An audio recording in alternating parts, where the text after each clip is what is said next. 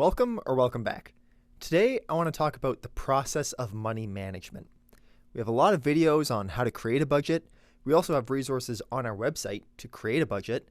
There are even resources through the Financial Consumer Agency of Canada, also known as the FCAC, who have lots of great information available. But today, I want to explore some ideas of how to manage your money. Not every shoe fits, but the more you know, the more you can try, and the better you can decide what actually fits your life.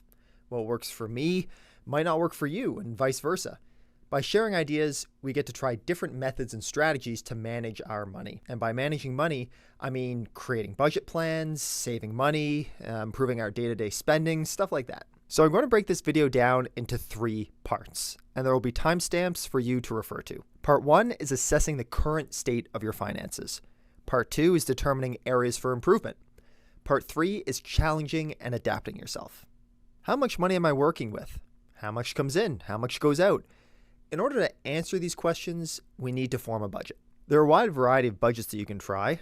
There's zero-based budgeting, goal-based budgeting, the 50-30-20 budget, 70-20-10 budget, the anti-budget, the envelope budget, and traditional budgeting, just to name a few. I'll have resources linked below for you to explore what might work for you. And we also have a video on our own channel dedicated to how to build your own budget. For me, I personalized a budget system that's built off of the 50-30-20 budget, but I've also tried a lot of different tools before settling on the methods that I have now. I've tried writing down all my purchases on a piece of paper when I got home, tracking everything in Excel, keeping a mini journal so I can track my expenses right away, then slipping it back into my pocket. I use insights from my banking app. I downloaded a third-party budgeting app. I use push notifications on my phone whenever I spent money.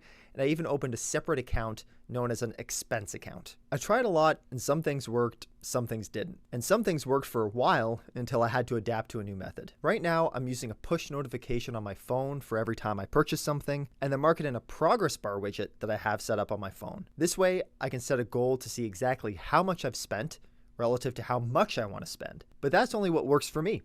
Maybe one of the things that I previously mentioned is what works well for you.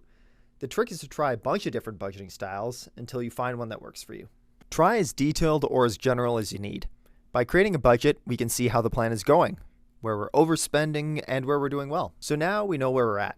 And I bet there's areas for improvement. Through the practice of assessing our finances, we can probably see where spending is more in an area that doesn't match our goals, plan, or our budget. Maybe overspending in this unforeseen area is leaving us short on funds in another area. For example, I was using food delivery apps to bring me fast food throughout the week. But after assessing my finances, I noticed that I was overspending on fast food, which didn't leave me enough money for a nicer Friday night out with friends. I figured out that going out with a group of friends to a night out was worth more to me than a lukewarm burger delivered to a wrong unit door on a random Tuesday evening. My weekly fast food spending needed to be adjusted in order to prioritize something that was of better value in my life. And assessing areas of improvement can happen as frequently as we need.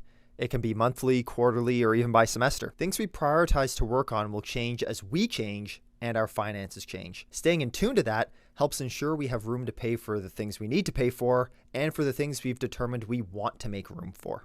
Finally, we need to challenge ourselves to make the improvement. The methods and how we go about challenging ourselves to improve are endless.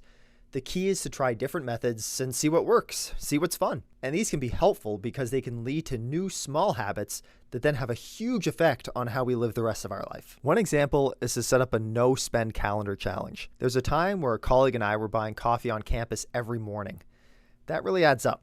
So we decided that we would try to challenge ourselves to not buy coffee on campus for 1 month. We made sure to bring coffee from home when we could, and every day that we succeeded, we put a sticker on our calendar. While it doesn't seem like the biggest thing in the world, seeing a new sticker go on our calendar gave us way more happiness than it should have. And whenever we felt like we might break our challenge, it was easier to look at the calendar and remind ourselves that we didn't want to break the streak. Some people have snap streaks. We had our calendar streak. And after a couple months, we ended up stopping the calendar challenge because we also had the new habit of just not needing to buy coffee on campus. Just a small challenge had a major impact in how we spend our money. Some other ideas as a personal challenge: allocating money to your campus card and only using that to spend on campus for a month, vlogging your weekly spending for your closest friends to stay accountable, the 52-week savings challenge, online off-limit challenge. So for a calendar month, do all your shopping in person at brick and mortar stores. This means no online shopping at all.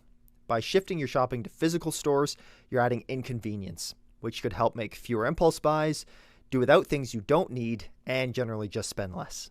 Do you have a creative way that you track your spending? Any ideas on a personal challenge? Share down below so that we can all collaborate and try something that may improve the way we manage our money. And if you have any ideas for a future video, leave those down in the comments. We want to make videos on topics that are important to you. Don't forget to like the video. We're very appreciative and it helps us to understand what sort of content you'd like to see moving forward. And if you would like to see more content from us, then hit that subscribe button. Thanks. Bye.